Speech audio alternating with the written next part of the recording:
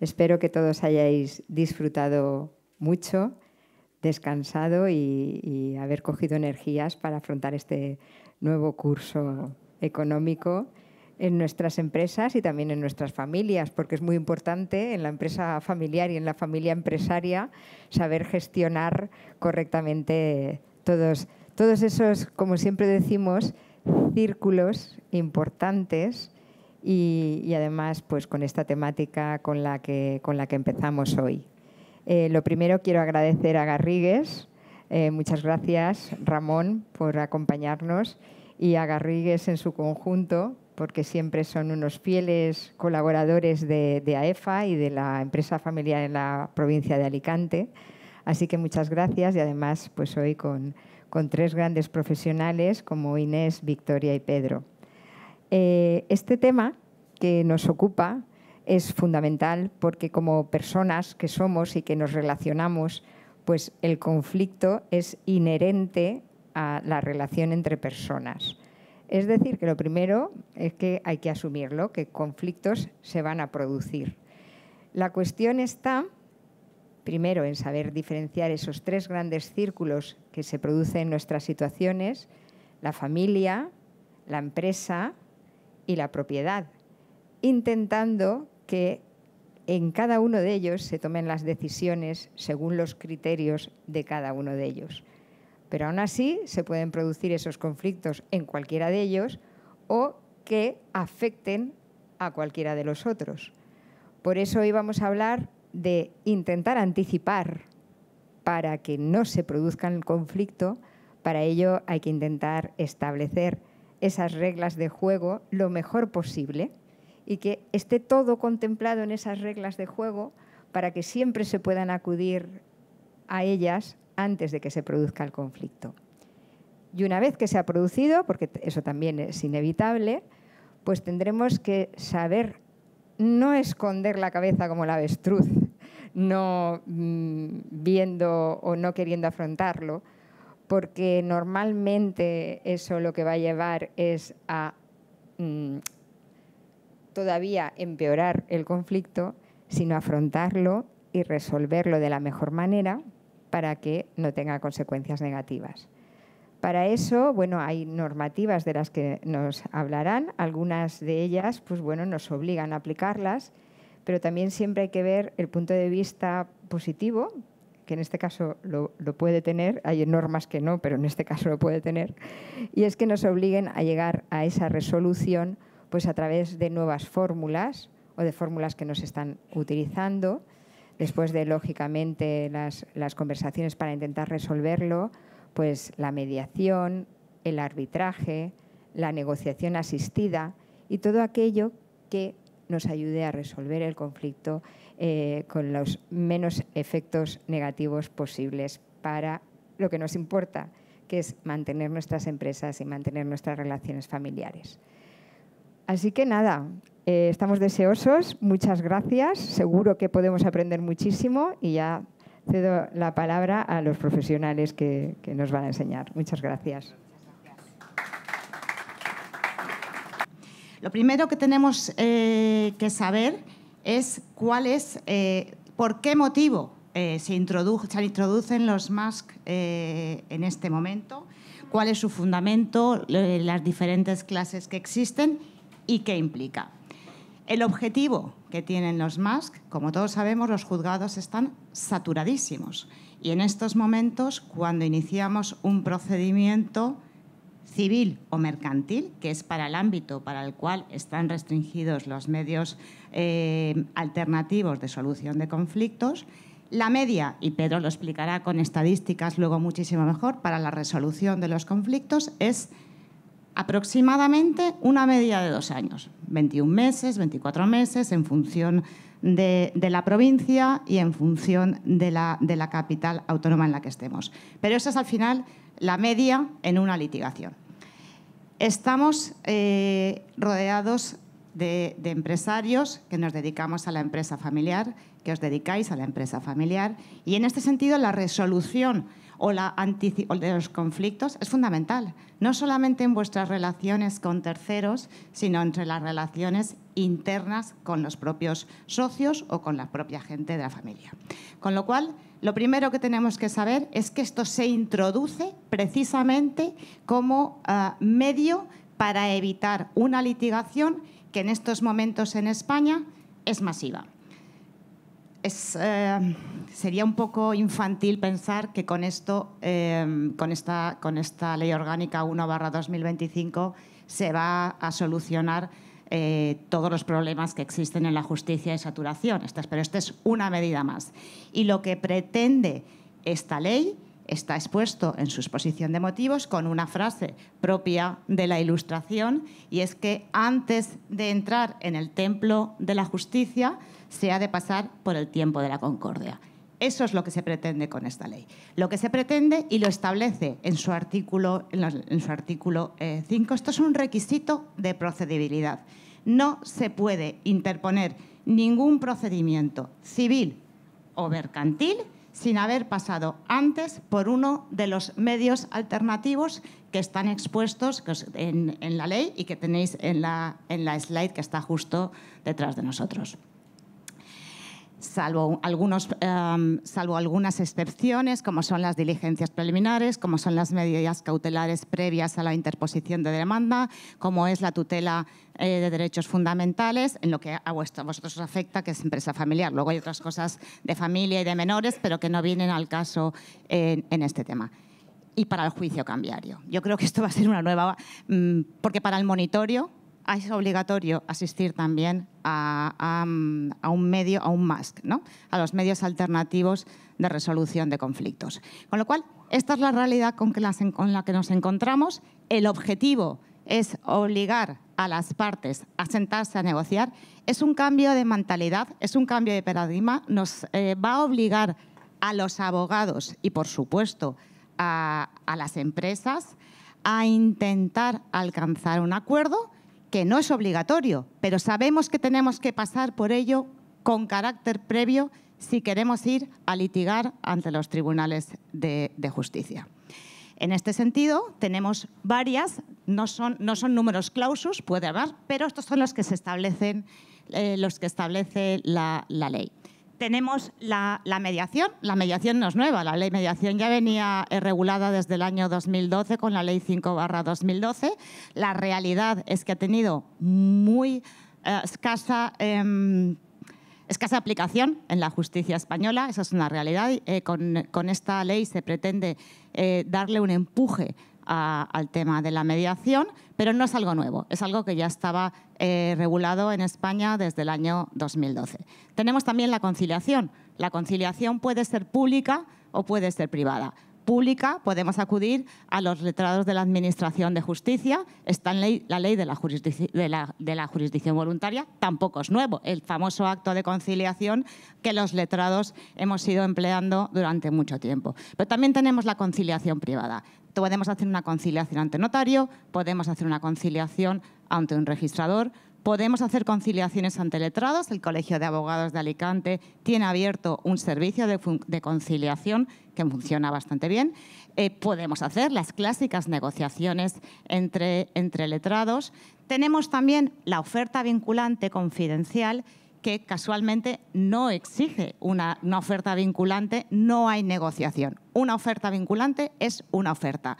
Ahí, curiosamente, se han producido resoluciones por parte de los juzgados de Barcelona de inadmisión. Ahora comentaremos un poquito lo que han sido los 100 primeros días de instauración de esta ley orgánica, donde han inadmitido a trámite demandas con ofertas vinculantes planteadas porque decían que no se había acreditado una conciliación, una negociación previa por parte de letrados o por parte de las partes antes de remitir una oferta vinculante confidencial. Y luego tenemos el proceso de derecho colaborativo, que lo veremos poco. El proceso de derecho colaborativo es un proceso que se inició en Estados Unidos en los años 90, arrancó con los temas de familia y básicamente lo que se trata es, lo tienen que llevar letrados especializados en derecho colaborativo, tienes que estar inscrito. El letrado que intervenga en un proceso de derecho colaborativo no puede posteriormente llevar el pleito y más que negociar son dos partes en las que ambas intentan llegar a puntos de entendimiento, inclusive utilizando y haciendo llamamientos a terceros. Esto empezó en Estados Unidos con temas de derecho de familia, pero se está viendo en estos momentos su utilización también en temas de grandes contratos, por ejemplo, de construcción de aeropuertos internacionales, donde intervienen ingenieros, donde hay project managers, donde lo que se intenta es ante, he puesto un ejemplo, la obra que se está llevando a cabo, que es de gran envergadura, una obra con muchísima gente involucrada, ir aproximando posturas, es más propio del derecho americano y del derecho inglés, para ir cerrando puntos en una negociación muy larga. Si finalmente hay algún punto hay que acudir a una litigación, lo que no podría es intervenir ninguno de los abogados que ha intervenido en un proceso de derecho colaborativo. ¿Es precisa la intervención de abogados en estos actos? En la oferta vinculante confidencial es obligatorio. Siempre y cuando superen los 2.000 euros tiene que ir la oferta vinculante firmada por un letrado. En el resto no es preceptivo, pero obviamente es interesante ir acompañados desde un primer momento. ¿Y cuál ha sido la implantación durante estos primeros 100 días? Pues ha sido un poco caótico, sinceramente, porque lo que se pretendía con esta ley era evitar los pleitos, evitar que se estuvieran interponiendo demandas de manera masiva ante los juzgados. Y lo que provocó fue una avalancha de presentación de demandas hasta el día 2 de abril, porque esta ley entraba en vigor el día 3 de abril. Y se presentaron miles y miles de demandas para evitar pasar por un proceso de negociación. Esto nos demuestra que hay que cambiar la mentalidad, porque esto es para evitar un conflicto. Y lo que se hizo fue presentar demandas, pero de verdad, es que había avalancha. Es que hubo un fin de semana que uno de los juzgados decía, es que han presentado 9.000 demandas este fin de semana, aquí en Alicante. No estoy hablando, a nivel nacional fue una auténtica locura. ¿Qué ha provocado? Muchísimos autos de inadmisión. Los juzgados no han estado admitiendo demandas que se presentaron por motivos muy variados y están en estos momentos llegando resoluciones de las diferentes audiencias provinciales poniendo los puntos sobre las íes e interpretando los 19 artículos de los MASC. Por ejemplo, ¿se puede notificar a través de email o tiene que ser, porque habla de comunicación fehaciente para contar los plazos de los 30 días para iniciar la negociación? Pues había resoluciones de inadmisión porque se había remitido una oferta vinculante, por ejemplo, por email y no constaba una acreditación efectiva de la recepción. Hay una resolución que está ahora comentándose mucho, precisamente de la sección octava de la Audiencia Provincial de Alicante, siendo ponente don Rafael Fuentes de Besa, que dice que sí, claro que sí. Si la empresa siempre se ha relacionado con la otra empresa a través de esa dirección de correo electrónico, claro que vale esa notificación. Por supuesto que vale esa notificación. Otro de los supuestos en los que me remitió ayer Pedro la resolución, porque es muy reciente, de la Audiencia Provincial de Gijón, decía, bueno, se ha planteado un acto de conciliación ante un juzgado, ante el letrado de la Administración de Justicia. Se inadmitió porque decía que el objeto no estaba bien configurado. Y ha tenido que venir la audiencia a decirles, oiga, es que es en el acto de conciliación donde se tiene que hablar de todas estas cosas. Precisamente para eso está el acto de conciliación. Y así y hay varias.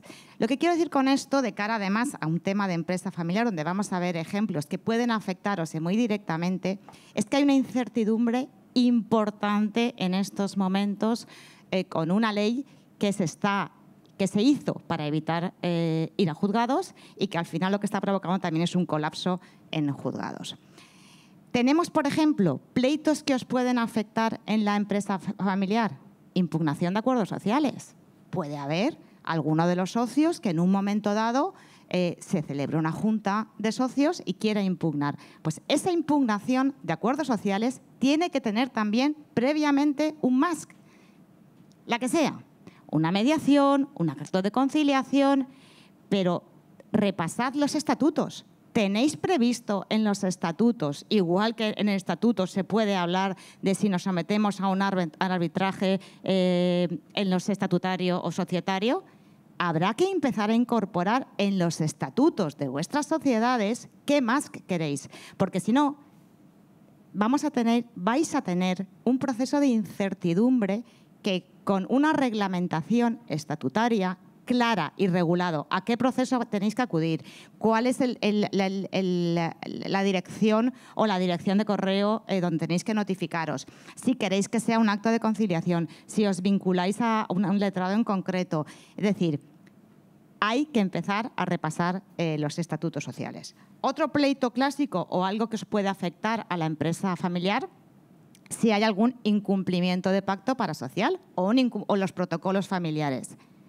¿Habéis incorporado en pactos parasociales o en protocolos familiares las cláusulas de los MASC? Seguramente no. Debéis hacerlo, porque demandas que se presentaron el 4 de abril, el 3 de abril, aún algunas de ellas están inadmitidas. No sirve para nada. Mientras que si tenéis un proceso ya claro establecido dentro de vuestros propios estatutos, dentro de vuestros propios protocolos, dentro de vuestros pactos parasociales que puede haber, os facilitará y sobre todo ahora que todavía, o los que no estén en un momento de tensión, que como bien ha dicho Maite, si hay que acudir a un juzgado, se acude. Es decir, no es obligatorio conciliar o no es obligatorio llegar a acuerdos. Pero sí que es obligatorio pasar por todo esto si en algún momento acabamos en un juzgado. Y el momento en el que se tiene que hablar en empresas familiares de cuándo, cómo, es ahora, cuando todavía no tenemos el problema. Porque yo os estoy contando cómo se hace, pero si estáis en un litigio y tengo que hacer de abogada contraria, seguramente esto se puede torpedear de muchísimas maneras y se puede dilatar el proceso. Con lo cual, también hay que empezar a repasarlo. Pero hasta un procedimiento clásico, como es una reclamación de cantidad frente a algún proveedor que podáis tener en alguna de vuestras empresas, hay que pasar por un proceso de los MASC, salvo que una de las partes sea administración pública. Esto solamente está previsto para pleitos civiles, para pleitos mercantiles, incluido conflictos transfronterizos, pero si una de las partes es administración pública, no hay que acudir al MASC.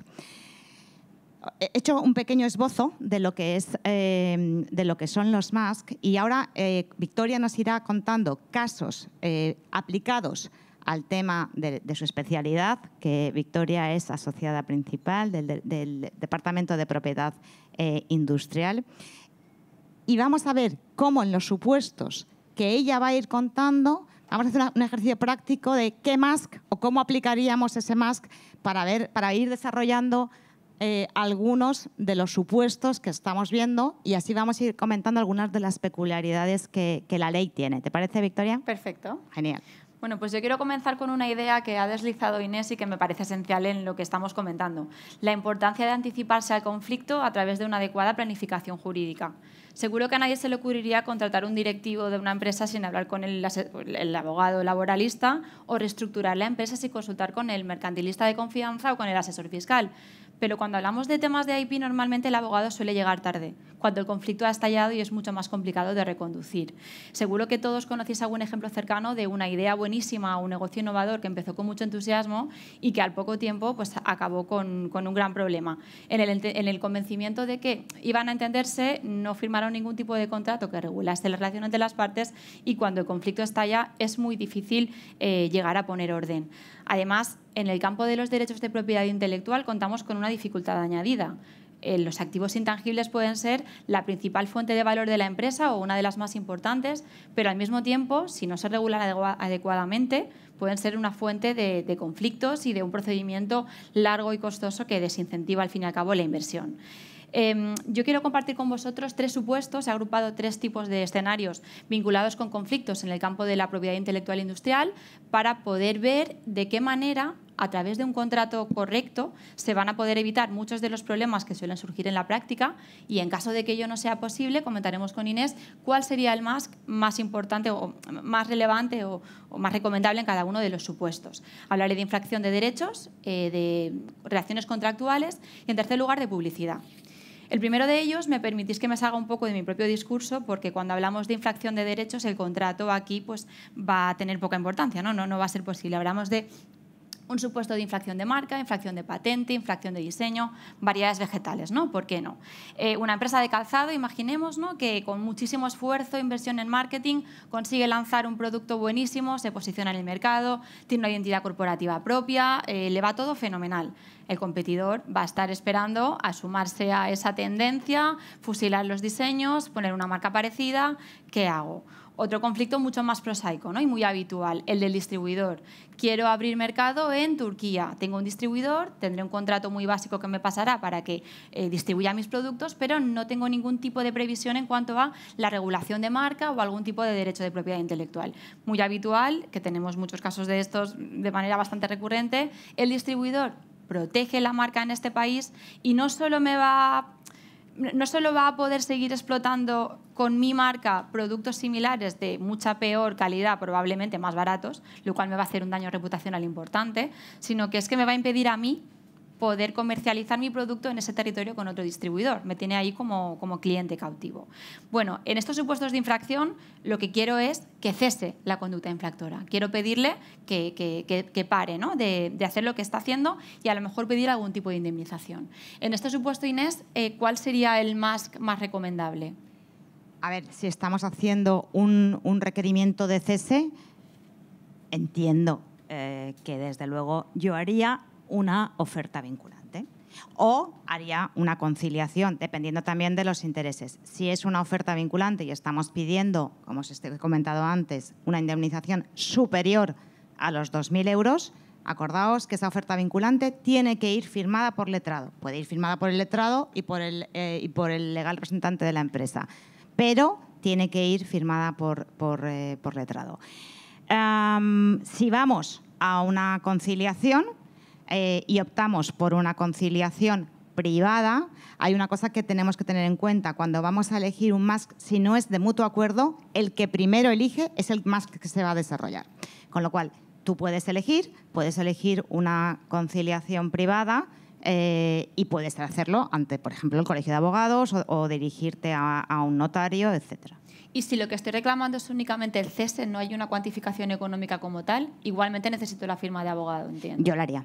Vale. Sin ninguna duda, y lo haría a través de oferta vinculante. El plazo, para que lo tengamos claro, es un plazo de 30 días desde que la otra parte recibe la oferta vinculante, en este caso, a 30 días naturales. Eso ha sido gracioso, porque en teoría esto es una anécdota, pero que es importante que la sepamos. En teoría, por saber también cómo funcionamos, estos medios alternativos de solución de conflictos se hacen precisamente para no llegar al juzgado. Los plazos son días naturales y el 1 de agosto se han recibido multitud de ofertas vinculantes, con lo cual el mes de agosto era hábil, con lo cual lo que se estaba buscando no era negociar, lo que se estaba buscando era un requisito de procedibilidad para interponer la demanda el 1 o el 2 de septiembre. Es por eso que os estaba contando que aquí esto está muy bien, esta ley está muy bien, pero implica un cambio de mentalidad y es un cambio de negociar, de intentar alcanzar a un acuerdo y cuando realmente no se puede, acudir a un juzgado. Pero lo digo para que veamos un poco el contrasentido de llegar a ofertas vinculantes y de llegar a actos de conciliación a través del mes de agosto, porque eso es obvio que la empresa está de vacaciones y se hace con una finalidad de acabar interponiendo una demanda, ¿no? Y en cuanto al contenido, ¿hay algún contenido mínimo que tenga que tener esta oferta vinculante? Tanto la oferta vinculante como la conciliación, lo que sí que te dice la ley es que tienes que tener el objeto de lo que va a ser luego un posterior procedimiento claro. Es decir, si tú me estás intentando hablar de, yo qué sé, de nulidad de marca o de cualquier cosa y no me metes la indemnización, luego no me reclames una indemnización. O sea, lo que se tiene que debatir tiene que estar claro desde el primer momento. Fenomenal. Y en cuanto a la respuesta, ¿qué ocurre si yo recibo un requerimiento más, con oferta vinculante, y contesta directamente el representante legal sin abogado o no contesta? ¿Igualmente se cumple el requisito de procedibilidad? Correcto. O sea, a los 30 días naturales, para el demandante, para el que quiere demandar, para el que quiere ejercer sus derechos, se ha cumplido. Y acto seguido se va a un juzgado. ¿Y si contesto y digo que sí quiero negociar como estrategia para alargar? La oferta vinculante no es negociación. La oferta vinculante es yo te hago esta oferta. Podemos contestar diciendo, pues yo esa oferta no, pero me ofrezco llegar a algún tipo de conciliación o algún tipo de reunión. Pero yo como demandante te he hecho una oferta y tú no me la has aceptado. ¿Vale? Son lentejas. ¿Las tomas o las dejas? Pero vale. la filosofía de esto es negociar. La filosofía es acercar posturas. Porque una cuestión importante, se pueden alcanzar acuerdos parciales. Puede que no estemos de acuerdo en un punto concreto, pero puede que el resto sí. Y la ley sí que nos autoriza, como es normal, esto es una voluntad entre partes, a alcanzar acuerdos parciales y discutir en un juzgado lo que no hemos cerrado. Vale, avanzamos ya en la negociación, ¿no? Dudas interesantes en caso de que la otra parte sí quiera negociar. ¿Cómo se tiene que documentar este tipo de conversaciones? ¿Hace falta enviarnos burofax todo el rato? No, depende del que vayamos. Vamos a poner, por ejemplo, una conciliación privada. Como tendremos un tercero, este tercero lo que tiene que hacer es, que esto la empresa familiar lo entiende perfectamente, levantar acta. Levantar acta de quiénes son las partes, de qué se está discutiendo, qué se aporta. Hay una cosa fundamental en lo que es los MASC. Todo esto es secreto, rige el principio de todo lo que sea objeto de mediación, todo lo que sea objeto de conciliación, pertenece al ámbito de la mediación. No puede ser aportado luego en un procedimiento posterior, ni se le puede dar publicidad. Vale. Entonces, las concesiones que yo pueda hacer en el marco de la negociación, si no hay acuerdo, entiendo que son confidenciales. Pero ¿qué ocurre si yo aporto una prueba concreta en la que reconozco que ha habido una infracción o me dicen, oye, que estás comercializando este producto, dime cuántas ventas has tenido? Y te doy documentos que acreditan que he vendido 300 documentos. ¿Dentro del marco de la conciliación? Sí. Luego no hay acuerdo y me demandas. No lo puedes aportar. Pero sí que es cierto al mismo tiempo que le doy una pista a la otra parte de lo que estoy haciendo y podrá utilizar otros medios de prueba quizá para conseguir esta información. A ver, claro. Tampoco podemos excusarnos, ¿no?, en la creencia de que como todo es confidencial, vía libre. Esto rige el principio de la buena fe. Por eso digo que tenemos que hacer un cambio de mentalidad. O sea, esto no sirve para preparar, en teoría no está pensado para ir preparando un pleito. Esto está pensado para negociar, para intentar alcanzar algún acuerdo, porque lo que te dice el artículo 2 es que es negociación de buena fe. Vale. Si el ámbito es voy a aprovecharme de esta negociación para sacar información que yo pueda aprovechar en un proceso, es que entonces no estamos aquí, estamos todavía preparando pleitos. Vale, y supongamos que sí que hemos alcanzado un acuerdo, se firma y la otra parte lo incumple. ¿Puedo entonces utilizarlo ante un procedimiento judicial? El acuerdo. El acuerdo. El acuerdo. El acuerdo se firma. Y el acuerdo se puede homologar judicialmente e incluso solicitar la elevación a público por un notario, una de las partes. Aunque la otra parte no esté de acuerdo, tú lo puedes elevar a público. Y lo que tú puedes luego, si no lo cumple, presentar una demanda de incumplimiento. Eso sí. Pero lo que no podríamos es aportar documentación que se ha dado en el proceso de conciliación o mediación, salvo que las partes expresamente se autoricen o se liberen del deber de confidencialidad que rige todo este proceso. Vale, poco ahora otro ejemplo distinto. Un caso de infracción de patente. Yo envío un requerimiento a mi competidor, oye, que la tecnología que utilizas en esta zapatilla infringe mi patente. La otra parte me contesta y me dice, no, de eso nada, yo lo hago de una forma distinta, entiendo que el alcance de tu patente, las reivindicaciones que cubre, pues es esto y esto, y yo lo hago de otra manera diferente. Claro, no me atrevo a demandar sin tener cierta certeza, porque puedo tener riesgo de condena en costas. ¿La figura del experto independiente aquí podría ser una alternativa adecuada? A mí me parece una alternativa fantástica. La diferencia con el resto es que aquí tenemos que estar de acuerdo las dos partes. ¿Vale? O sea, para ir a la opinión de un experto independiente, tenemos que estar de acuerdo en acudir y en el nombre que estamos designados. Puede no estar las partes en el momento en el que el experto independiente realiza el dictamen. Si alguna no está conforme, puede solicitar adiciones o complemento al informe que el tercero independiente va a realizar. Y no vincula. Es decir, si al final alguna de las partes no está conforme, no vincula. Pero volvamos otra vez a cuál es la filosofía. La filosofía es, en el ejemplo que tú has puesto, si estamos hablando de una patente en la que yo digo que infringe o no, intentar buscar algún punto de entendimiento. Y si buscamos un experto que nos haga un dictamen sobre si estamos en ese escenario o no, o no estamos de acuerdo con el dictamen inicial y vamos solicitando adiciones, en teoría deberíamos coincidir o no en algún punto. Y en lo que no vincula. Claro, aquí la ventaja es que podemos Pero levantaría el tercero independiente, levantaría acta diciendo que se ha intentado entre las partes para suplir el requisito de procedibilidad y entonces poder ir al juzgado. Y entiendo que este experto puede tener una cualificación concreta, en este caso puede ser un ingeniero que sepa de lo que estamos hablando. Correcto. Se paga entre ambas partes, entiendo. Claro, aquí es de mutuo acuerdo. Claro. Y también valdría incluso para fijar posibles indemnizaciones. En el caso de que se entienda que pueda haber una infracción, o hablemos un tema de marca, de royalties. ¿Cuánto me corresponde? Victoria, el objeto que determinen las partes. Vale, perfecto. O sea, que puede ser muy útil en estos casos en los que sí, no claro. se sabe muy bien. Vale, pues vamos con un asunto más complejo todavía. Una patente de procedimiento. En estos casos lo que protejo es la forma de hacer un producto. Yo tengo el producto terminado como empresa que no formo parte de, o sea, como empresa tercera, pero no sé cómo se ha fabricado. No tengo tampoco, puedo tener indicios de que se ha producido esa máquina, esa tecnología, utilizando mi tecnología, ¿no? de esta forma concreta, pero no lo sé a ciencia cierta. Aquí los abogados recomendaríamos pues, o diligencias preliminares para obtener información sobre el origen de las mercancías o una diligencia muy chula que tenemos en la ley de patentes de comprobación de hechos, en las que un perito con auxilio judicial se persona en las dependencias del presunto infractor para inspeccionar lo que está pasando ahí, ¿no? Toman acta de las máquinas. El típico ejemplo del software. Empresas de arquitectura que tienen un montón de software descargado, va la policía, requisa los ordenadores y verifica si hay una infracción. En estos supuestos, el factor sorpresa es fundamental. ¿Cómo juega aquí el MASC? Las diligencias preliminares están expresamente excluidas de los MASC. ¿Vale? O sea que no habría que acudir a un MASC, las puedes plantear. Y si yo sí sé ya que estás infringiendo porque el producto lo he visto un vídeo colgado en internet y tengo clarísimo que estás infringiendo, pero quiero paralizarlo cuanto antes, va a haber una feria del sector, no quiero que se me adelanten.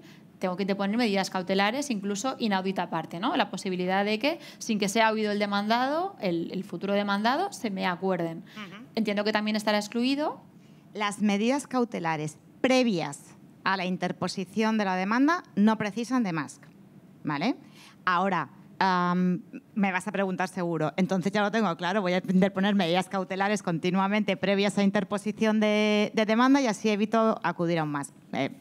No, no por una sencilla razón, porque las medidas cautelares tú las puedes solicitar, pero el hecho de que no acudas a un MASC no quiere decir que el juzgado, el tribunal, no revise los supuestos por los cuales se tienen que conceder las medidas cautelares, que son la apariencia de buen derecho y el peligro en la demora de manera conjunta. ¿Vale? Entonces, eso no lo exime. Si no tienes alguno de estos requisitos, no las interpongas. Primero, porque te las van a desestimar y además te van a imponer las costas. Y segundo, porque en el supuesto caso de que te las concedan, tienes que plantear en los 20 días siguientes desde que se dicta la resolución, tienes que plantear un MASC que paraliza el plazo de interposición de la demanda de los 20 días, porque la interposición de un MASC paraliza plazos de prescripción y suspende los plazos de caducidad. O sea que no nos libramos. Volviendo al supuesto de la diligencia preliminar, si yo la interpongo, obtengo información, ¿Tengo que empezar un mask antes de demandar entonces? Cuando ya he obtenido la información de que se está cometiendo la infracción. Igualmente, ¿no? Igualmente. O sea, que no nos libramos de ninguno de los Claro, casos. lo que pasa es que tú obtienes la información. Claro, es el que va antes y que va después. Correcto. Fenomenal. Pues pasamos al segundo bloque de colaboraciones, ¿vale? Situaciones en las que sí que hay un contrato, ya sea por negocios entre diferentes empresas o una contratación de cualquier directivo.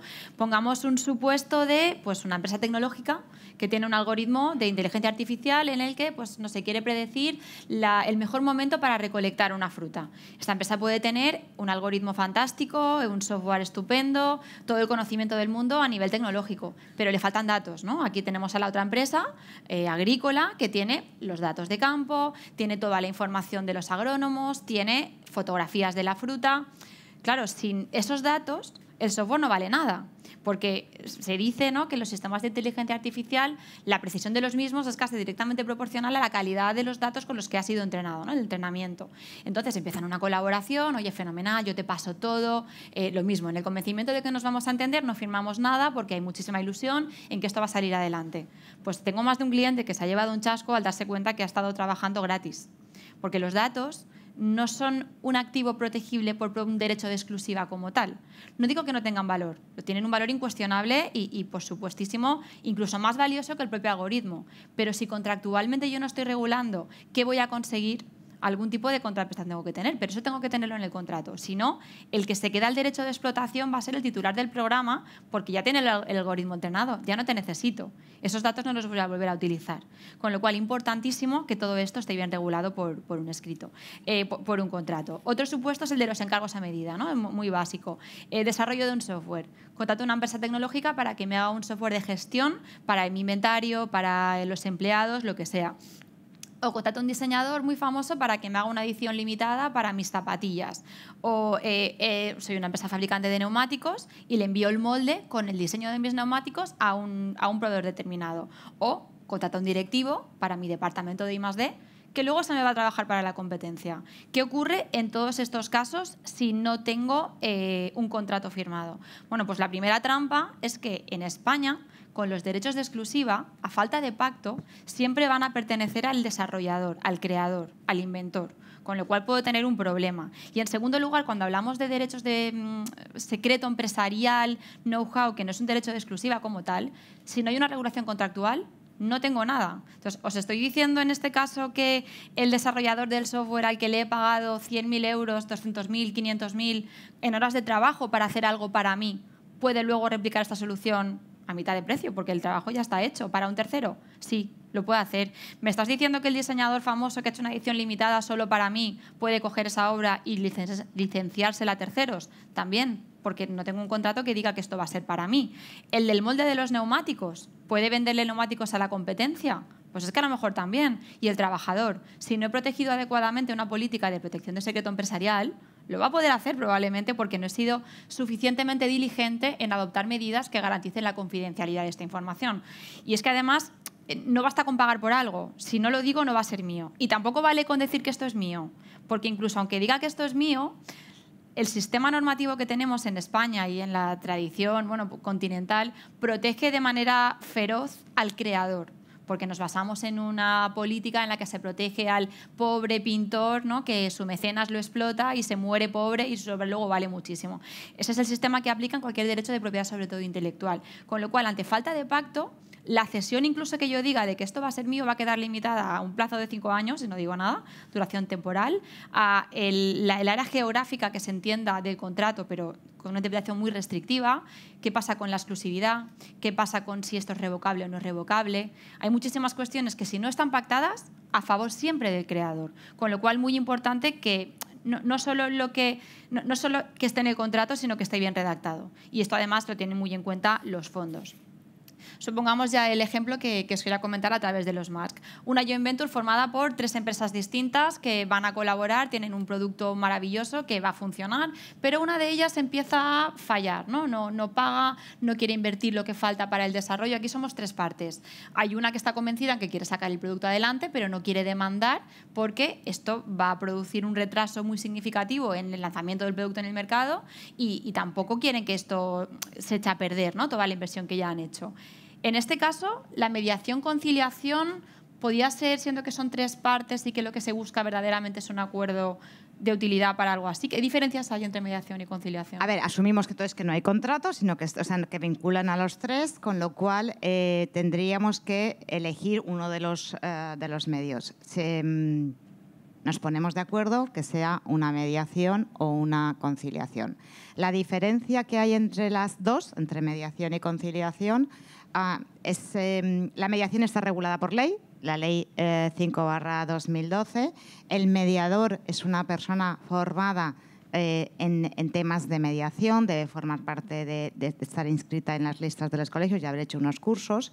Y la diferencia con un conciliador privado es que el mediador acompaña y el conciliador toma parte activa, incluso proponiendo soluciones, a diferencia del mediador, que lo que intenta más es que entre las partes intenten alcanzar acuerdos, ¿vale?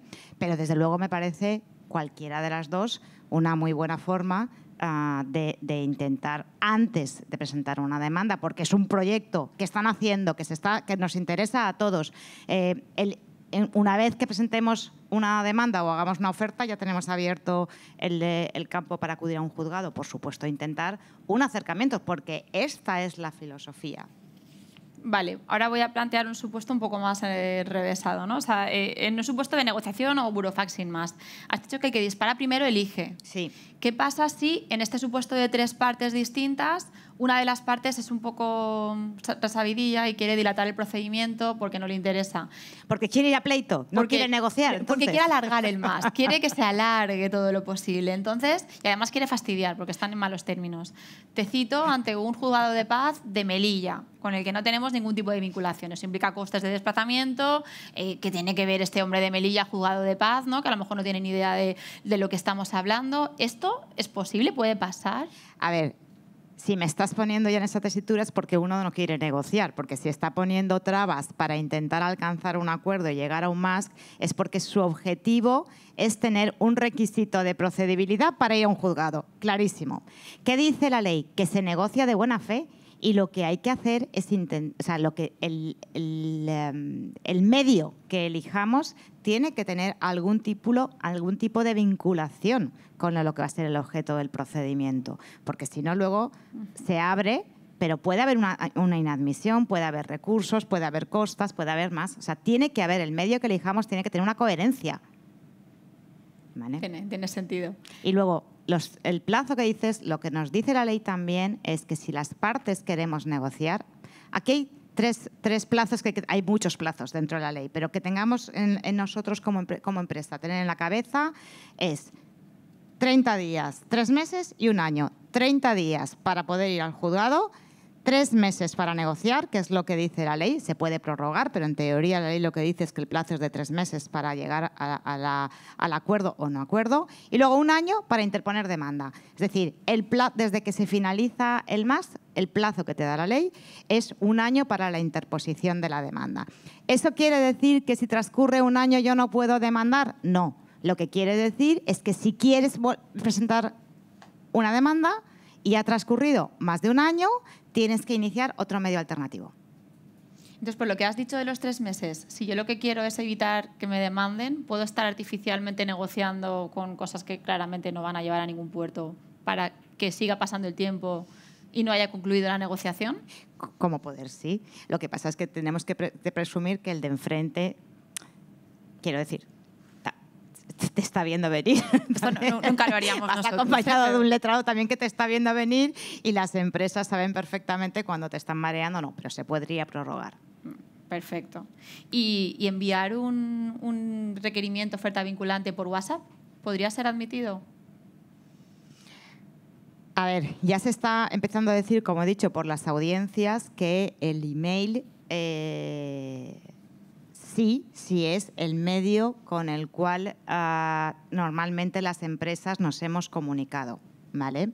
El WhatsApp, si es la forma y se puede acreditar y podemos acreditar que la otra parte lo ha recibido y es la forma en la que tú te sueles comunicar, pues se podría defender. Yo, personalmente, en estos tiempos de incertidumbre y de resolución y que estamos viendo cómo está aplicándose la ley, personalmente, cuando he hecho una oferta vinculante, la he remitido por burofax y no le ha llegado a la contraparte, he mandado un notario. ¿Vale? No nos la jugamos. Yo no me la juego, con mi cliente no me la juego. ¿Vale? Vale, perfecto. Pues vamos con el tercer y último bloque que os quería comentar, que es el que más me gusta, publicidad, ¿no? Relaciones con influencers, etcétera.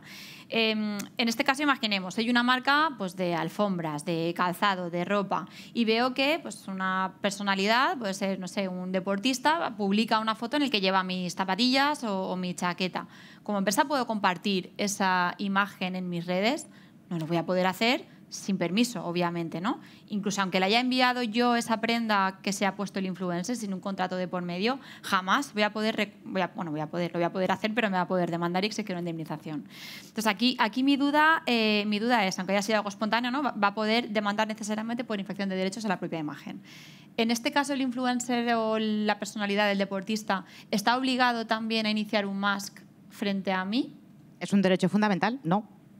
Puede el derecho al honor y a imagen, artículo 18 de la Constitución española. Correcto, eso es.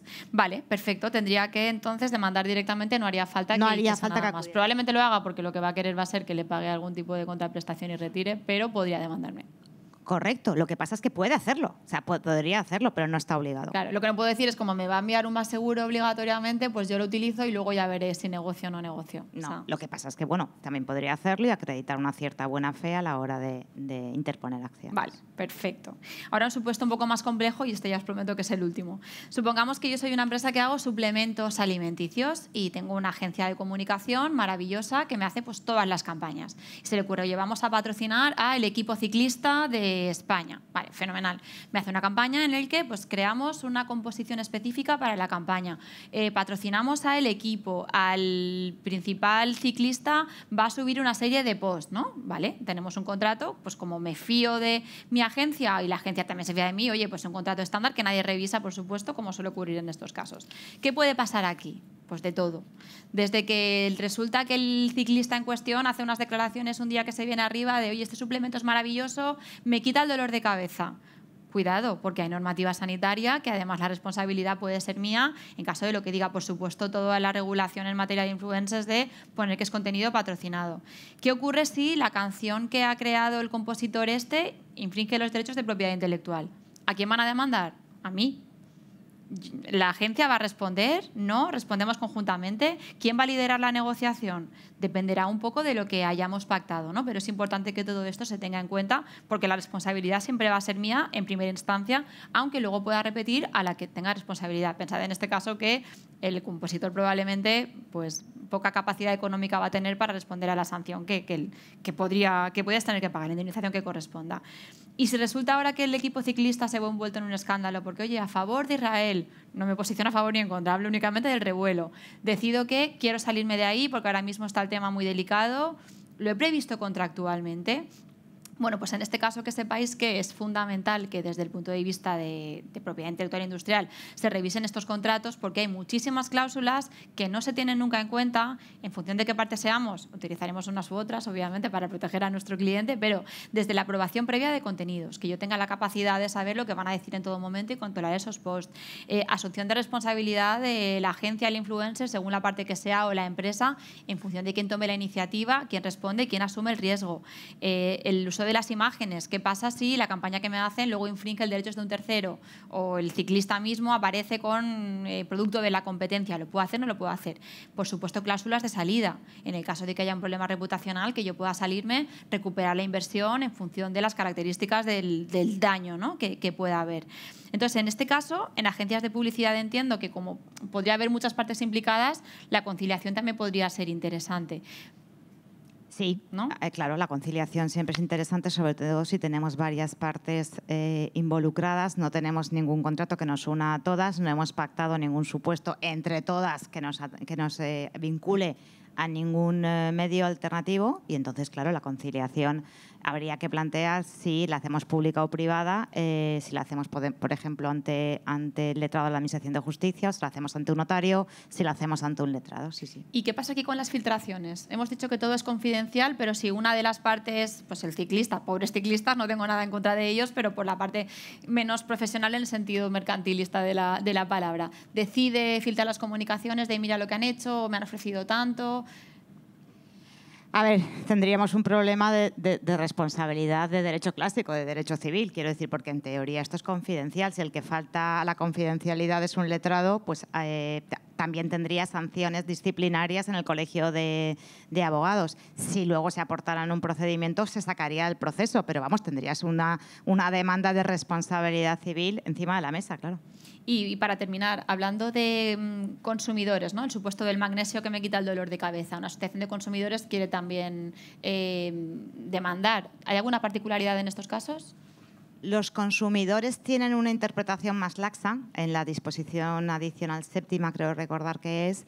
No están vinculados por los MASC. O sea, simplemente tienen que hacer requerimientos previos, pero no tienen una obligación de acudir directamente a los medios alternativos. Pues todo clarísimo. Bueno, pues en un escenario completamente distinto a todo lo que hemos venido comentando hasta el momento, Pedro os va a comentar la particularidad de los medios alternativos, ¿no? Que en este caso es el arbitraje, a quienes les parezca que esto es demasiado rollo, que no quieren estar sometidos a los MASC y prefieren una solución pues que, como Pedro va a comentar, tiene particularidades muy ventajosas en determinadas circunstancias. Correcto. Bueno, pues esa solución o esa alternativa es el arbitraje. Pero yo creo que merece la pena hacer un poco el análisis de cómo ha evolucionado la conversación que tenían Inés y Victoria, porque inicialmente Inés se refería a esta nueva legislación poniendo en manifiesto el hecho de que se trata de cambiar la mentalidad, hacer una aproximación más negociada hacia el problema, tratar de evitar la litigiosidad. Pero estamos viendo también cómo el hecho de recurrir a estos MASC supone también que tengamos que estar alerta acerca de determinadas estrategias que se pueden poner en marcha, efectos de cuál es el MASC que debe escogerse, qué ocurre con los riesgos en materia de confidencialidad, qué plazos existen para lograr que cada uno de esos mecanismos se active. En definitiva, habitualmente en esa negociación es perfectamente posible encontrarse exactamente ante el mismo tipo de tensión y estrategia que uno vive en un escenario estrictamente litigioso. Cuando hablamos del escenario litigioso, lamentablemente, se da la circunstancia de que en este momento, y no se trata de hacer una descripción tenebrosa de la Administración de Justicia, ¿no? Pero sin lugar a dudas no está en una situación brillante. Apuntaba previamente Inés, cuando analizamos, por ejemplo, la cuestión relativa a los plazos en los que se dilata un proceso judicial, que en el caso de la ciudad de Alicante, la media en la que se desarrolla un proceso judicial en primera instancia supera el 1,5 años de duración. En la provincia de Alicante, en algunos tipos de juzgados, los antiguos juzgados de primera instancia e instrucción, supera los 2 años solamente la primera instancia. Es decir, desde que se interpone la demanda hasta que se obtiene una sentencia. Pero es que a eso le espera después un recurso de apelación ante la Audiencia Provincial de Alicante, donde el plazo para la obtención de una sentencia en segundo grado supera los 2,5 años. Pero es que cabe también un recurso de casación, bajo determinadas condiciones, ante el Tribunal Supremo. Y este tiene una duración, en el caso de que se admita, que alcanza casi los 4 años.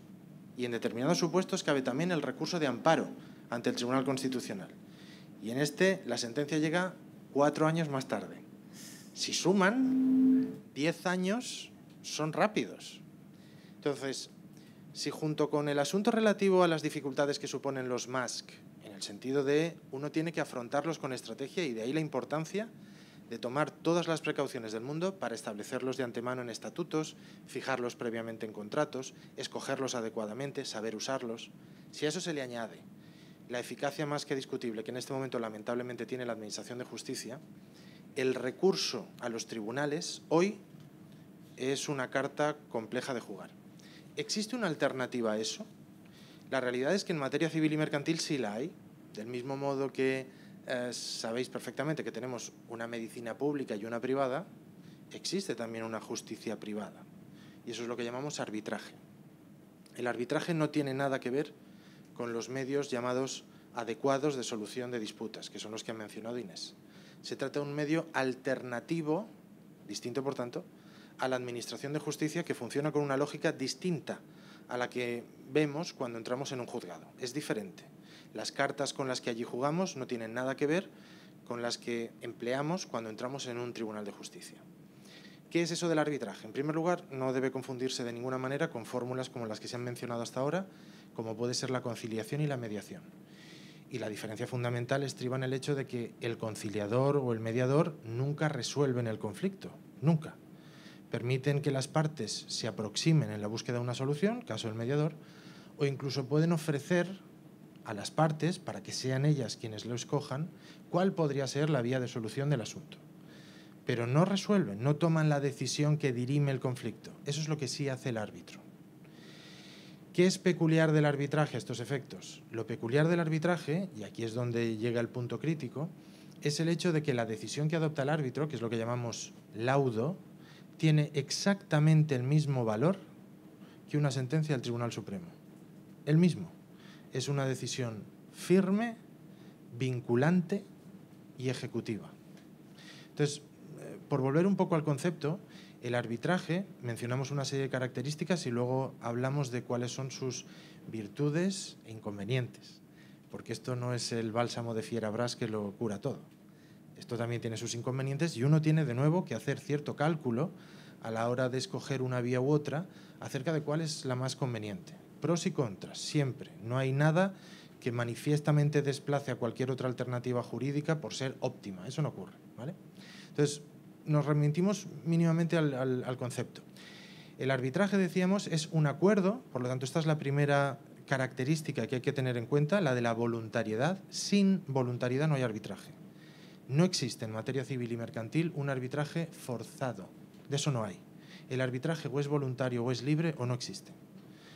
Tengamos en cuenta que cuando uno escoge el arbitraje excluye la tutela judicial de los tribunales y juzgados y por consiguiente exige una manifestación clarísima de que yo estoy escogiendo una vía en la que no van a intervenir los jueces. De hecho, la ley arbitral española prohíbe a los jueces entrometerse en cuestiones arbitrales. Es la única ley que hace algo así. En cualquier otra pieza legislativa del sistema jurídico español, obviamente los jueces siempre tienen algo que decir. En el caso del arbitraje, solo pueden intervenir los jueces en aquellos contadísimos supuestos en los que la ley lo permite. Por lo tanto, el primer elemento es el de la voluntariedad. Las partes tienen que quererlo. Y atención, ese quererlo supone que tiene que existir un compromiso contractual en el propio documento. Imaginemos, por ejemplo, un suministro de cualquier tipo de bien internacional en el que incorporamos una cláusula donde las partes acuerdan, luego lo veremos con más detalle, que cualquier conflicto que surja entre ellas se resolverá mediante arbitraje. Esa cláusula tiene que ser lo suficientemente precisa como para reflejar la voluntad inequívoca de las partes de someterse a este mecanismo alternativo. Si hay alguna duda en el modo en el que las partes se han comprometido, entonces estamos haciendo un pan con unas tortas. Porque desde ese instante, la otra parte que discrepe del procedimiento recurrirá ahora sí a un tribunal, solicitará que declare que esa cláusula es nula y esos 10 años que hemos hablado de pleito se conformarán en 20. Porque primero vendrá resolver el problema relativo a la cláusula arbitral y luego vendrá el tema relativo al fondo del asunto. Por lo tanto, jugar al arbitraje exige que se tengan herramientas precisas y no palos de madera para meterse en ese berenjenal. Por lo tanto, lo primero es esa voluntariedad. A partir de aquí se trata de definir un conflicto presente, es decir, que existe actualmente o que puede haberlo en el futuro. Pensemos, por ejemplo, en cualquier contrato que tengáis en la cabeza, una compraventa de bienes, donde yo puedo decir que cualesquiera conflictos derivados de la interpretación, aplicación, ejecución o validez del presente contrato deberá resolverse mediante arbitraje que se administrará por una o tres personas. El procedimiento será el que marque, por ejemplo, la Corte de Arbitraje de la Cámara de Comercio de Valencia, el idioma será el español y la sede del arbitraje Alicante. Eso es un convenio arbitral. Esto es a lo que llamamos un convenio arbitral. Y puede estipularse como una cláusula más dentro del contrato principal, esta compraventa, o en un documento aparte. Da igual. Lo importante es que esté bien trabado. Si hay alguna duda en relación con ese texto, es donde vienen los problemas, porque entrarán entonces los tribunales a interpretar esas 3 líneas a efectos de dirimir si las partes querían o no querían arbitraje. Asumamos que eso está bien hecho. A partir de ahí lo que ocurrirá es que las partes encargarán a alguien llamado árbitro, es decir, un tercero dirimente, que desvinculado completamente de los poderes del Estado, no es un juez, no está investido de poderes públicos, sin embargo tendrá la facultad de dirimir el conflicto mediante el dictado de una decisión que llamamos laudo, que tendrá carácter vinculante, final y ejecutivo. Vinculante significa que obliga absolutamente a las partes. Final significa que no cabe ningún tipo de recurso contra esa decisión. Aquí no hay apelación, ni casación, ni cosas por el estilo. Y ejecutivo significa que es un título ejecutivo, es decir, las cifras, por ejemplo, que figuran en ese laudo como cantidad a la que ha sido condenada la parte demandada, es en sí mismo tan válido como una sentencia a efectos de solicitar que se embarguen cuentas corrientes, se embarguen bienes inmuebles, se promueva la subasta de todos ellos y se cobre con el producto que se obtenga la deuda de que se trate, ¿vale? En ese sentido, es exactamente igual que una sentencia. ¿Existe alguna posibilidad de cuestionar el laudo arbitral? Sí que la hay, a través de algo que denominamos acción de anulación. Pero la posibilidad de activar ese mecanismo, que es judicial, es absolutamente extraordinaria. Y se inspira en la idea de que durante el arbitraje se haya producido algún tipo de quiebra en el procedimiento que se sigue. El procedimiento que se sigue ante el árbitro tiene que ser un procedimiento en el que se garanticen al menos siempre 3 cosas. Y solo 3 cosas, nada más. En primer lugar, la contradicción. Es decir, cada parte tiene que tener la facultad de contradecir, oponerse a lo afirmado por la otra. En segundo lugar, igualdad de armas. Es decir, el árbitro no debe permitir que ninguna de las partes tenga mayores posibilidades procesales que la otra. Y en tercer lugar, audiencia. Es decir, el árbitro siempre tiene que oír a la otra parte defenderse, la posibilidad de que ésta explique las razones por las cuales cree que tiene razón. Punto. A diferencia del proceso judicial, en el procedimiento arbitral estos son los 3 únicos elementos que son relevantes. Cualquier otro elemento relativo al procedimiento lo definen las partes. Y este es otro tema que es muy interesante. Fijaos que hablábamos de la voluntariedad y la libertad del arbitraje que supone para las partes, en el sentido de que escogen al árbitro, ahora veremos las implicaciones que eso tiene. En segundo lugar, definen el procedimiento. Cuando nos metemos en un pleito, tenemos que pasar por todas y cada una de las fases que marca la ley de enjuiciamiento civil. Una demanda que hay que redactarla de una determinada manera, unos plazos para interponerla, una contestación en el mismo sentido, una fase que llamamos audiencia previa, con cierto protocolo para la proposición de prueba, para la definición de cuál es el objeto del litigio, luego un juicio con su correspondiente protocolo. Nada de eso existe en el arbitraje si las partes no lo quieren. Respetando únicamente esos 3 elementos que he mencionado antes, el procedimiento arbitral será suficiente y la decisión que adopte el árbitro será vinculante, ejecutiva y final y por lo tanto resolverá el asunto.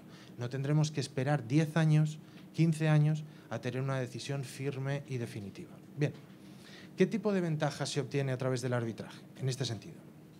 E inconvenientes los veremos también. Primero, la especialidad del árbitro. En la medida en que las partes tienen la posibilidad de escoger quién será el árbitro que dirima la cuestión, no se exponen, y seguro que, bueno, espero que no hayáis tenido la mala experiencia al respecto, pero no se exponen a la incertidumbre que supone que mi caso vaya a ser resuelto por un juez que un día trata el desahucio de no sé qué individuo y al otro día siguiente trata una compleja fusión de empresas y que por consiguiente no tiene un conocimiento especializado en una determinada materia, como pueden ser los temas que mencionaba Victoria acerca, por ejemplo, de la patente de cierto tipo de tecnología. Bien, pues en el caso del arbitraje eso no tiene por qué pasar en la medida en que las partes podrán ponerse de acuerdo o en la identificación de quién sea el árbitro o en la fijación de las condiciones que debe reunir el árbitro para intervenir como tal. Por ejemplo, un abogado que tenga 15 años de experiencia profesional, que además haya tratado temas en materia tecnológica, que hable determinados idiomas, etcétera, etcétera. Eso en principio asegura algo que quizás no lo habéis notado demasiado, pero desde luego en el caso de los abogados lo sufrimos a diario. Y es una falta de contenido técnico en la autoridad que va a resolver el asunto. Por desgracia, en muchas ocasiones, un mismo tema podemos ver cómo distintos jueces lo resuelven de 1000 maneras diferentes y la sensación de inseguridad es absoluta, mientras que en principio, evidentemente nada de esto es infalible, la posibilidad de recurrir a una persona con muchísimos años de experiencia en ese campo concreto de la técnica o de la legislación debería permitirnos a todos predecir los resultados. Bien, en segundo lugar, La neutralidad. Pensemos, por ejemplo, en el caso en el que es necesario resolver algún tipo de conflicto que se enmarca en un contexto internacional. Hemos suscrito contratos de suministro de cierto tipo de material que llegan desde China. Si surge el conflicto, quizás podamos tener la sensación de que si debemos ir a litigar a la República Popular China, a lo mejor eso da mayores ventajas a la parte china. No nos sentimos cómodos en esa situación. Y es lógico que así sea. No porque prejuzguemos la imparcialidad o parcialidad del tribunal chino, sino porque es natural no tener esa tranquilidad. No sabemos a quién conoce el abogado chino dentro de ese tribunal y así sucesivamente. La posibilidad de recurrir al arbitraje permitirá, en materia internacional en particular, que el tribunal que vaya a resolver, ese árbitro o esos árbitros, no estén vinculados a ningún Estado en particular. Y por consiguiente, la igualdad de posiciones a la hora de exponer las razones, formular las defensas, formular las peticiones, parecerá mucho más neutral que yo, letrado español, teniendo que dirigirme a un tribunal chino y enfrente teniendo a un abogado chino que sin lugar a dudas está mucho más familiarizado con esa jurisdicción. Costes. En materia de tiempo, hemos mencionado previamente lo que supone en la ciudad y provincia de Alicante el desarrollo de un proceso judicial en todas sus instancias. Si se hace el análisis, por ejemplo, de la institución que actualmente en el mundo administra el mayor número de arbitrajes, que es la Cámara de Comercio Internacional de París, que tiene sedes en España y que administra también arbitrajes que se desarrollan en España, mi experiencia personal es que son de una profesionalidad excelente, puede resolver el 100% del procedimiento arbitral en aproximadamente año y medio. Y ahí ya no hay recursos. Eso supone que en ese año y medio la cuestión ha acabado. Por ejemplo, la Corte de Arbitraje de la Cámara de Comercio de Madrid, también son grandes profesionales, está resolviendo arbitrajes con decisiones firmes en 11 meses. Existen también mecanismos de procedimientos abreviados, donde se llegan a resolver arbitrajes en cuestión de semanas. Por consiguiente, en términos de coste temporal, la fórmula arbitral supera con creces a la judicial. ¿Qué ocurre en términos económicos? Esta cuestión es relevante. El arbitraje supone pagar no solamente a los profesionales que intervienen, los abogados, sino también a los árbitros y también a ciertas instituciones que en su caso escojamos para que administren el arbitraje. Por ejemplo, la Cámara de Comercio de Alicante exigirá que se le paguen determinadas cantidades a efectos de administrar, llevar a cabo las notificaciones, ofrecer salas para que se desarrollen los debates, etcétera, etcétera. Y hay que pagarle también a los árbitros. Eso supone que intervienen 3 profesionales distintos: los árbitros, los letrados y la institución que en su caso administra el arbitraje. Evidentemente, en el marco de un proceso judicial solamente pagamos a abogados y procuradores, pero no a los jueces, a los que ya les pagamos vía impuestos, Pero la diferencia estriba en el hecho de que en el caso del arbitraje, como hemos comentado, no hay sucesivas instancias y por consiguiente pagamos una vez, pero no pagamos al abogado por la primera instancia, le pagamos después por la segunda instancia, le pagamos después por la casación y a lo mejor le pagamos por cuarta vez por el amparo. Aquí acabaríamos con el primero. Por lo tanto, en términos de costes, puede ser también muy útil.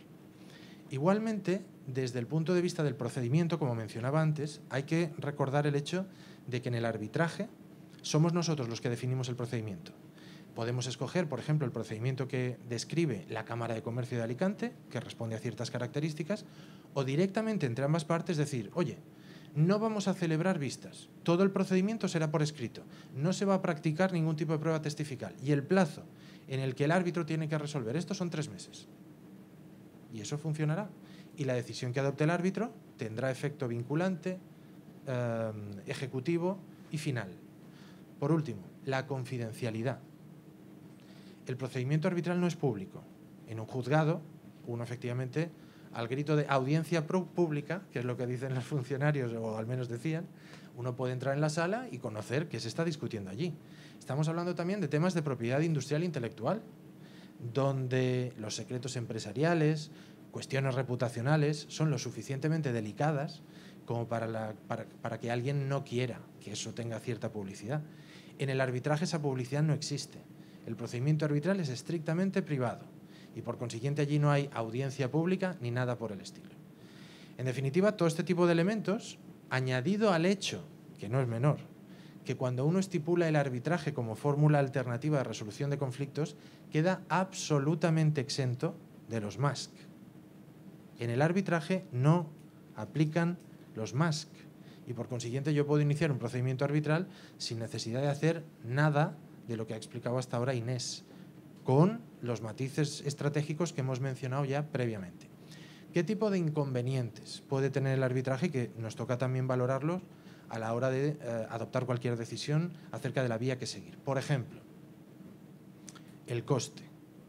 Uno tiene que ser consciente de que en función de la complejidad y la cuantía que reclame, normalmente los árbitros y las instituciones arbitrales cobrarán a partir de un determinado porcentaje sobre la cuantía que se va a reclamar. Y árbitros pueden haber 1 o 3. Si son 3, se multiplica por 3 la retribución de esos árbitros. Eso puede suponer sumas significativas, ¿de acuerdo? En segundo lugar, evidentemente uno debe ser consciente de que cuando el árbitro dicta el laudo, aquí no va a haber una recua infinita de recursos. Esa va a ser la decisión. La posibilidad de revocar esa decisión es absolutamente extraordinaria y uno tiene que ser coherente con su propia decisión, ¿de acuerdo? Hay otra circunstancia que también es importante que la manejemos. Situaciones cautelares. Lo hemos mencionado. Victoria aludía a la posibilidad de que en un determinado momento necesitemos de una manera ultra ágil tratar de obtener de un tribunal de justicia una decisión que prohíba a alguien hacer algo, con la finalidad de que, a pesar de que un procedimiento judicial vaya a tener una determinada duración, esa duración no nos perjudique, de modo que ya haya desde el inicio una cierta decisión judicial que prohíba a alguien hacer algo, etcétera, etcétera. En el arbitraje esto no es tan sencillo, porque a diferencia de lo que ocurre con un tribunal de justicia, el tribunal existe siempre, está ahí esperándonos. El árbitro no. Al árbitro hay que designarlos. Por lo tanto, mientras no es designado, no es posible adoptar ninguna decisión ágil. Atención. Si quisiéramos o tuviésemos la sensación de que esto puede ocurrir, es decir, de que la necesidad de una medida cautelar va a ser cierta, existen reglamentos de distintas instituciones arbitrales que cuentan ya con algo denominado árbitro de emergencia, que permite activar en un brevísimo espacio de tiempo la intervención de un árbitro. Ahora, una medida cautelar o cualquier decisión adoptada por un árbitro solamente la ejecuta un juez. Y este es un matiz muy relevante. Hemos dicho que el laudo arbitral es un título ejecutivo, es cierto, pero no es el árbitro quien tiene el poder de ejecutarlo. Debe ser un juez quien lo materialice. El juez no tiene margen de discreción. Debe hacer cumplir lo que el árbitro ha ordenado, pero no es el árbitro por sí mismo quien tiene la facultad de ordenar a la policía que entre en determinado inmueble, ordenar a un banco que embargue determinada cuenta o sacar a pública subasta un determinado vehículo. Eso no es posible. Eso lo hará un juez. Lo que ocurre es que no hay margen de discreción. El juez acatará lo que ha dicho previamente el árbitro. Todos estos matices son los que a uno le tienen que llevar a valorar cuáles son los pros y contras de una y otra vía. Desde mi punto de vista, en la medida en que estemos hablando de asuntos internacionales, no hay duda de que el arbitraje es claramente la única vía eficaz, fiable. Fuera de esta, cuestiones de orden estrictamente doméstico, en la medida en que tengamos la percepción de que se trata de temas técnicos sofisticados, en mi opinión es altamente recomendable que se opte también por el arbitraje por las razones que mencionaba antes. Si no estamos hablando de temas de vida y muerte y queremos acotar el tema de costes en una primera instancia, el recurso a la Administración de Justicia es evidentemente posible. Eso sí, siendo conscientes de lo que supone en términos de tiempo y de incertidumbre en cuanto al resultado final. Este sería un poco el resumen del asunto arbitral.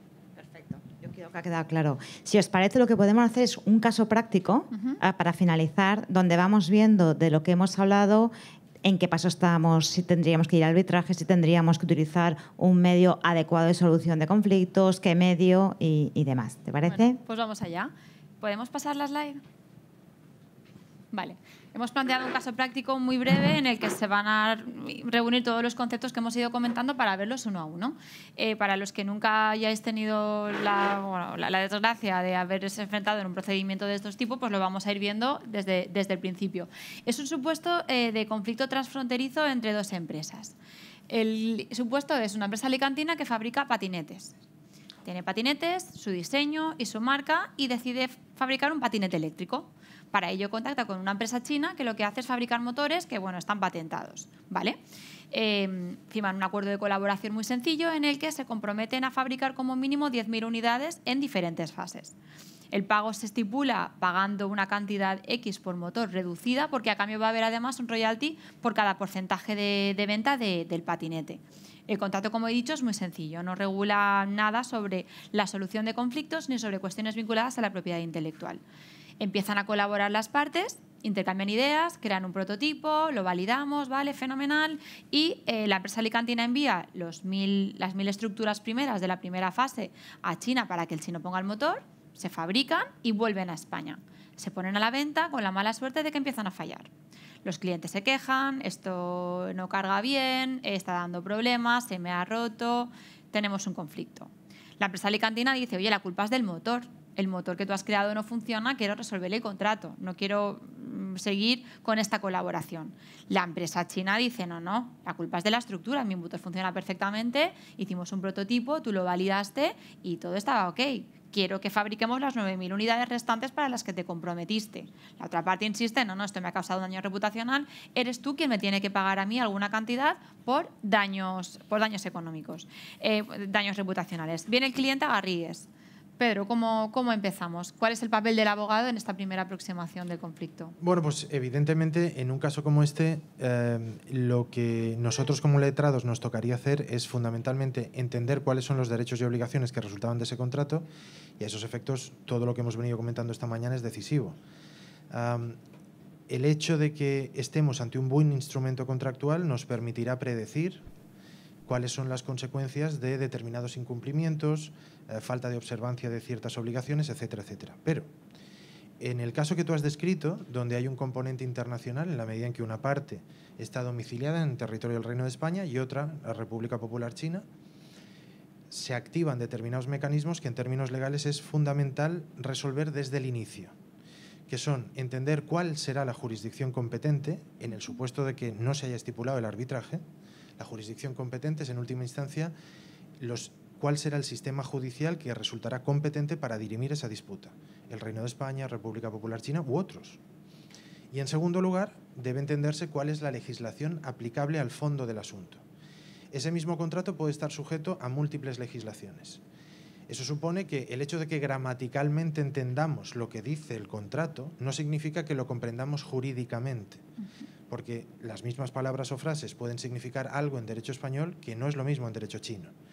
Por tanto, el letrado en un caso como este lo primero que debería hacer es identificar cuáles son esos parámetros básicos de análisis: jurisdicción aplicable, legislación aplicable, jurisdicción competente, legislación aplicable, y a partir de ahí tratar de analizar en qué medida se ha incurrido o no en incumplimientos, potenciales derechos de resarcimiento, acciones posibles ante un tribunal, etcétera. Vale, vamos a asumir en este caso que se ha pactado jurisdicción española y ley española. Hay una empresa china y una empresa española. ¿El MASC seguiría siendo obligatorio, Inés? Sí, a ver, la Ley Orgánica 1/2025 te dice que es aplicable en procedimientos civiles y mercantiles, incluso con carácter transfronterizo.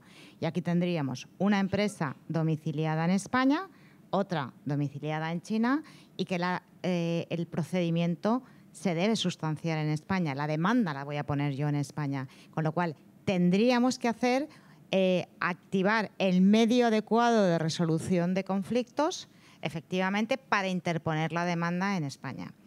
Fijaros la importancia de que en el contrato esté regulado.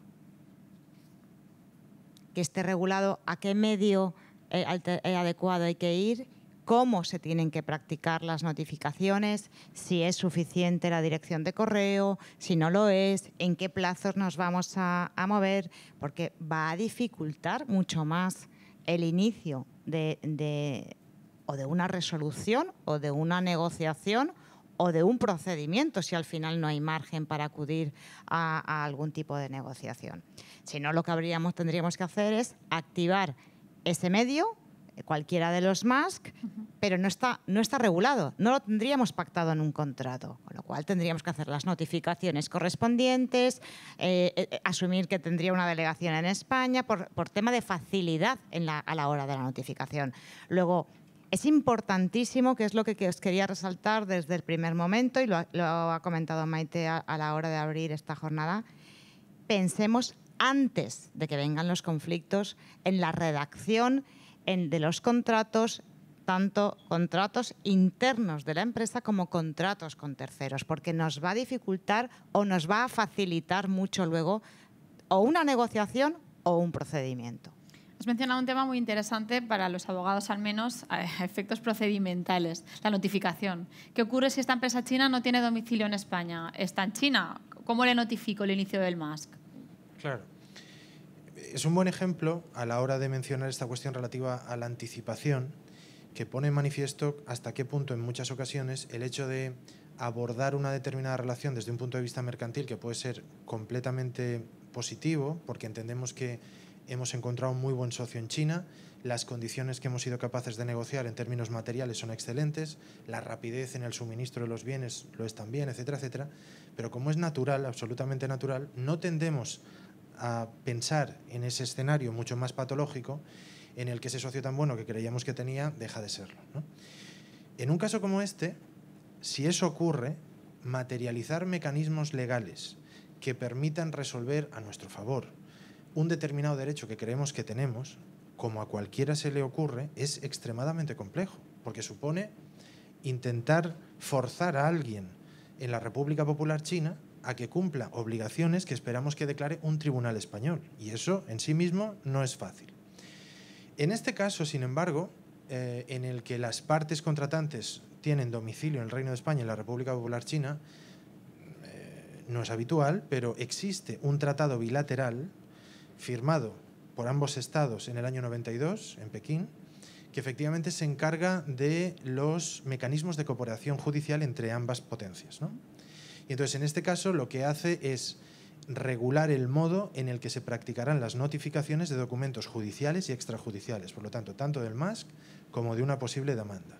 Y el modo en el que lo regula es a través de los respectivos ministerios de justicia de ambos estados. Por consiguiente, cuando yo quiera notificar a la República Popular China en un asunto civil o mercantil un documento judicial o extrajudicial, directamente yo o el tribunal, en el caso de que se trate de una demanda, puedo dirigirme al Ministerio de Justicia, que a su vez coordinará con el Ministerio de Justicia chino, que notificará a la persona de que se trate. El problema, naturalmente, vendría en la medida en que no exista ese tratado bilateral. Si no lo hay, las dificultades se disparan.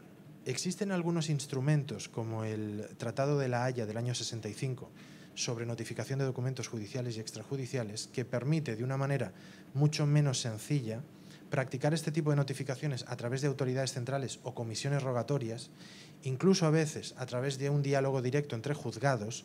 No se está pensando en más, que es un texto del año 65, pero en ese caso incluso es necesario que los estados afectados sean altas partes contratantes del Tratado de la Haya, y no todos lo han firmado. Por lo tanto, en casos como estos, apuntaba Inés muy bien, por ejemplo, a los efectos del MASC, el hecho de tener previamente definido en el contrato mecanismos vinculantes de comunicación resolverían un problema que, si no se ha abordado previamente, puede ser enorme.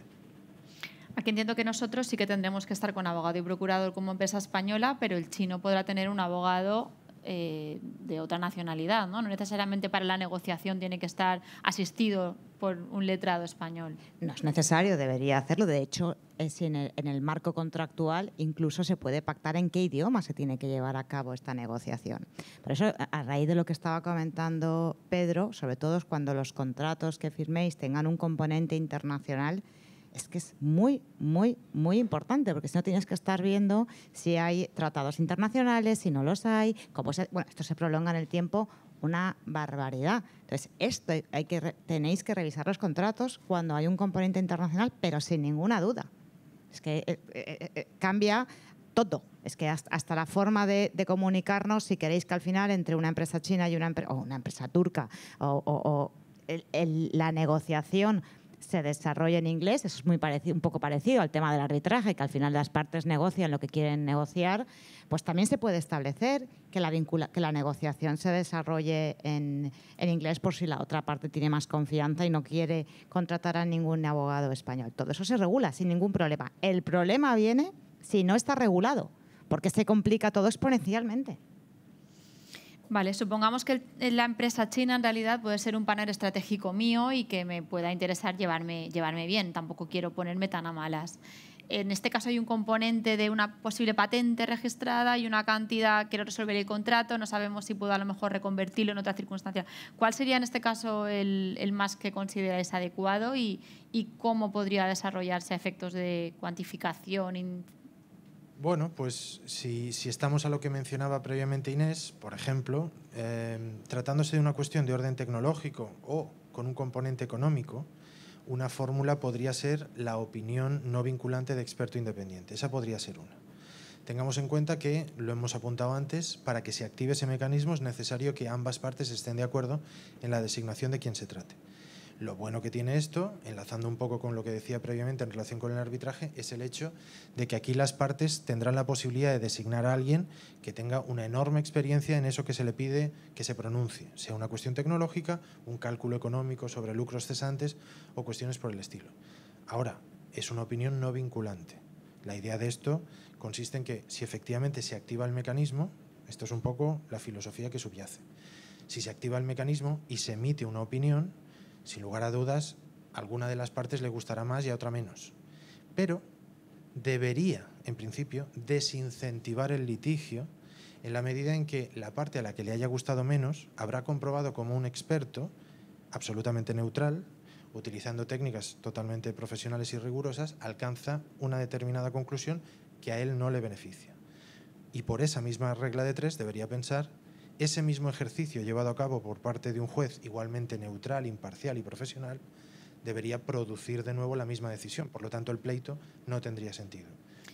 Vale, ¿y qué ocurre en esa negociación? Perdona, Victoria, y matizando un poquito también lo que decía Pedro, a ver, al final hay que tener en cuenta que cuando somos socios en un proyecto empresarial, a veces hay discrepancias legítimas respecto a determinadas formas de entender un contrato o cualquier otra cuestión. Entonces, no es que se vaya a ir a un pleito. Muchas veces es que se requiere para desatascar una relación entre socios, o entre empresas que participan en un mismo proyecto o igual entre socios de una misma empresa. No siempre, o sea, esto no siempre tiene que ir abocado a un litigio, pero hay veces que los socios discrepan, las empresas discrepan y qué mejor que acudir a una opinión autorizada de un tercero. A lo mejor no es con un ánimo de litigar, sino precisamente para deshacer un nudo que está en esos momentos pudiendo comenzar a viciar algo de una relación que funciona perfectamente. Porque el tercero puede ser un ingeniero alemán. Sin ningún problema. Es decir, esto no está siempre pensado para un litigio. La opinión del experto independiente a mí me parece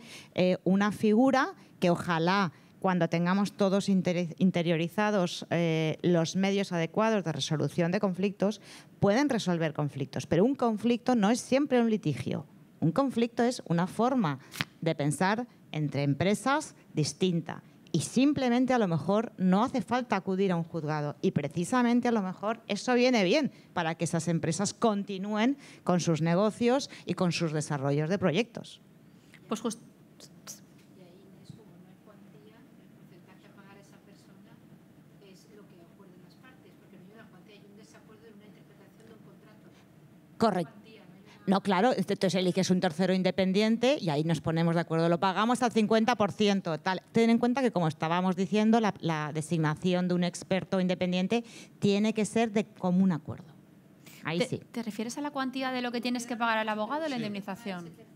Ajá. Eso es el arbitraje. No, está bien apuntado porque efectivamente ahí las partes, obviamente, en coordinación con el tercero, fijarán la cantidad que se le tenga que retribuir. Por ejemplo, nosotros hemos hecho en alguna ocasión el ejercicio de chequear los honorarios que estaban cobrando notarios madrileños por conciliación. Y estaban hablando, si no recuerdo mal, como de cerca de 100 euros la sesión, que no es excesivamente caro, por ejemplo. Pero eso no es arbitraje. Porque la decisión, como ha dicho Pedro, en un arbitraje es una decisión ejecutiva. Aquí sería una opinión no vinculante, son ámbitos distintos.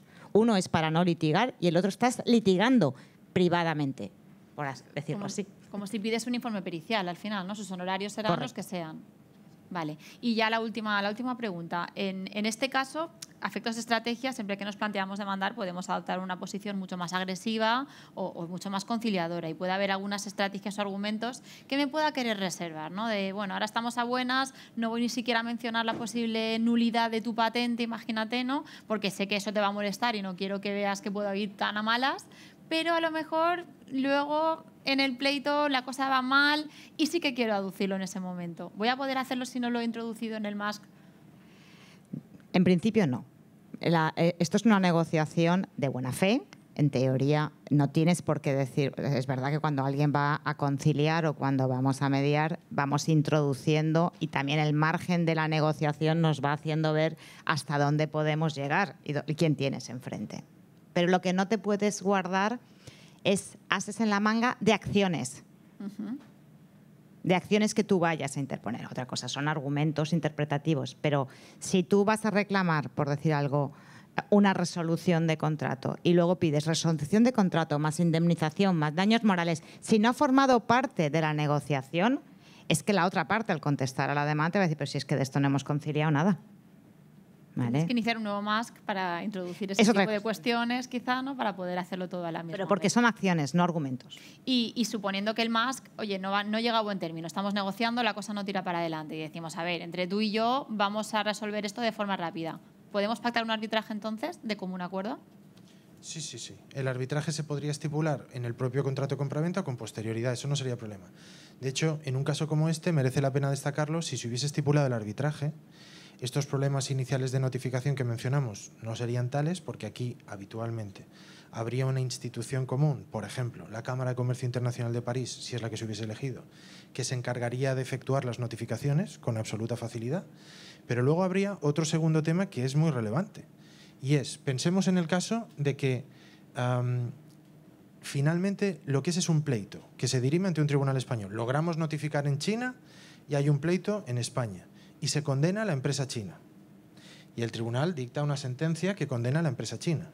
Evidentemente, la sentencia puede estar muy bien escrita, pero a menos que se materialice en forma de dinero porque hemos ganado, no nos sirve de nada. ¿Y eso cómo va a ocurrir? Solamente va a ocurrir en la medida en que seamos capaces de ejecutar esa sentencia contra el patrimonio que tenga la empresa china donde lo tenga. Si lo tiene en China y no lo tiene en España, pues si lo tiene en España no será problemático. Podremos ejecutar la sentencia en suelo español. Pero si el patrimonio de la empresa china que queremos agredir para cobrarnos solamente está en China, necesitaremos que la jurisdicción china reconozca la sentencia española y la ejecute allí. Todo eso según el derecho chino. Evidentemente, eso de nuevo nos sitúa en un escenario de incertidumbre muy potente. Si hubiésemos pactado una fórmula arbitral, existe algo denominado Convenio de Nueva York del año 58, que hace que el laudo resulte ejecutivo en la jurisdicción de cualquier Estado, y son muchísimos, entre ellos China, que haya suscrito la Convención de Nueva York. Esos Estados tendrán que ejecutar ese laudo chequeando mínimas cosas. Una vez estén chequeadas esas mínimas cosas, fundamentalmente la autenticidad del laudo, tendrán que obedecer lo dispuesto por el árbitro como si se tratase de una sentencia nacional. Por lo tanto, fijémonos que sería no solo en China, sino que ese mismo laudo, y esto es lo que nos da a los abogados, unos recursos extraordinarios, sino en cualquier otro estado del mundo que haya suscrito la Convención de Nueva York y en el que radique patrimonio de la empresa china condenada. Yo podré ejecutar el laudo en China, pero también en Luxemburgo, en Argentina o en Perú, en la medida en que allí haya patrimonio de la empresa china. Esto da unas facilidades enormes. Pues fenomenal. Creo que vamos fenomenal de tiempo. Tenemos para una breve recapitulación, conclusión de Inés, si quieres, y turno de preguntas si es que alguien tiene alguna duda. A ver, yo creo que lo que ha quedado claro, lo que hemos intentado explicaros a través de los medios adecuados de resolución de conflictos, es que estamos en tiempos de negociación. Esa es la filosofía que debemos tener todos, pero hay que prepararlos y sobre todo hay que tenerlos contractualmente establecidos porque nos va a facilitar las incertidumbres que en estos momentos estamos. Hemos visto también que los medios adecuados de resolución de conflictos requieren una planificación. No hay que pensarlo sobre la marcha. La medida estrella en estos 100 días ha sido la oferta vinculante, porque al final es lo más sencillo, lanzo mi oferta, pero no es lo que pretende la ley. No es la tendencia a la que vamos. La tendencia es conciliar, llegar a puntos de entendimiento, porque el bloqueo que en estos momentos tienen los juzgados de instancia a nivel nacional es importantísimo. Y al final, como empresa, la dilación en el tiempo es inseguridad jurídica. Es algo que no nos permite funcionar y algo que nos está bloqueando. Hemos visto también el tema del arbitraje. Yo soy una fiel defensora del arbitraje porque al final, como empresa, lo que quiero es resolución en el menor tiempo posible por personal cualificado. Es verdad que no tengo acceso a recursos de apelación, ni a recursos de casación, ni recursos de amparo, pero tengo una resolución. Y esto es ágil y va a estar resuelto por profesionales cualificados. Pero eso es algo que también cuando estemos firmando los contratos o cuando tengamos incluso que modificar estatutos se puede establecer también arbitrajes estatutarios. Hay que pensarlo antes de que llegue el conflicto, porque cuando llegue el conflicto es muy complicado llegar a ningún tipo de acuerdo ni pensar con serenidad, porque ahí vamos posicionando como parte en un litigio y anticipando lo que voy a decirle al contrario y demás.